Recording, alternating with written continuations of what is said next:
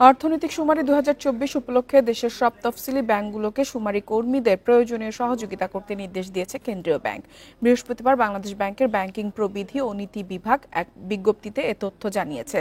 এতে বলা হয়, অর্থনৈতিক শুমারি ২০২৪-এর তথ্য সংগ্রহ কার্যক্রম 10 থেকে 26 ডিসেম্বর অনুষ্ঠিত হবে। এই কার্যক্রম দেশের সব অর্থনৈতিক ইউনিটের পরিচিতি, অর্থনৈতিক কার্যাবলী, জনবল সম্পদ এবং ইউনিটের মৌলিক সুযোগ সুবিধা সম্পর্কিত তথ্য উপাত্ত সংগ্রহ করা হবে।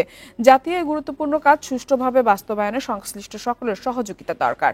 এই পরিস্থিতিতে অর্থনৈতিক শুমারি ২০২৪ সুষ্ঠু ও সুচারুরূপে সম্পাদনের জন্য তথ্য দেয়া সহ শুমারি কর্মীদের প্রয়োজনীয় সহযোগিতা করার জন্য ব্যাংকগুলোকে নির্দেশনা দেয়া হলো।